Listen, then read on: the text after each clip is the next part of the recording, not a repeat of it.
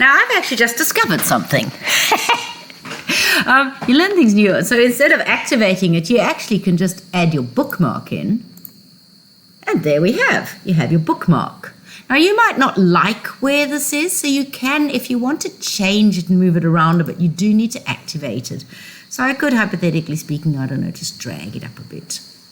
Make it fit better, don't cut off rot nest. You might even change the scale slightly. And if you close the activation, you go close activation. First thing we might do is have a look at the title, which you can change in many different ways, and you're not going to change it with map 3. And you are then going to see, what does the instructions say? We need to select where the reserves are, select by location, suburbs with reserves. Okay, and we've made a layer. So there we go. Now you've got to do this, and this is actually something that was actually misdone, which is why I changed it. You've got to go back into this, and now you have all the suburbs with reserves in it. So if you right-click onto the attribute table, there's quite a lot of them. It's 343 of approximately 350 something. But the actual instructions in the other thing tells you, if you go into there, let's go here. Map 3, show the schools located in areas earmarked for conservation. So what you need to do now is you have a layer. I think this is an actual layer that I created rather than a selection layer, but you can do it with a selection layer. So now what you need to do is you need to intersect the suburbs with this layer. So do it in your map. We're still in our map. Let's go map, select by location. We need to keep this in. So this one is the intersection. In other words, basically what I've done is intersected, selected all the suburbs that have reserves in them, which is most of them, intersect with schools. Never mind my weird titles. I'm just going to accept all the defaults and go OK. And you can see there it's selected 236 out of 343. Now what I'm going to do there, I've already done this, but never mind. I'm going to go right click, selection, make layer from selected features.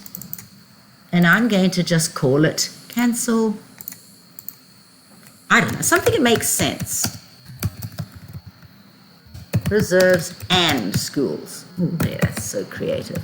Okay, you can change the names. You can see I've just clicked on it once, or you can right click on it and go properties, and you can type it in there. Now I'm going to shut this down, and I'm actually going to turn this off. So now what I have here is suburbs with reserves and schools. Okay, which is also the same as this. So if I turn this on, you can see it's the same thing.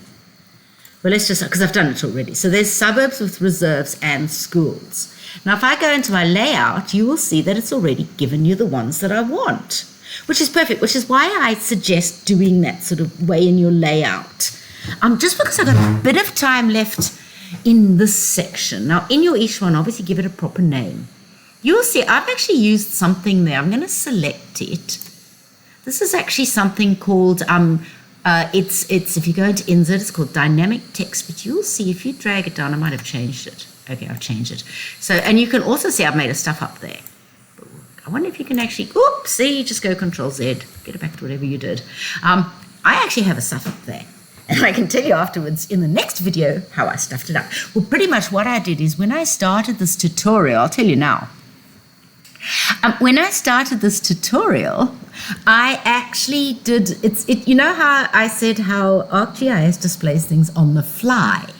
Well, it displays things on the fly, so make sure you fix this up before you actually do it.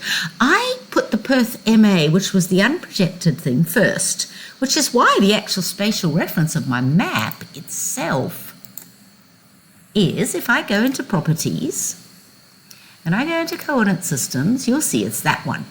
I can actually change it. I can put it back onto the other one. GDA, what am I supposed to be on?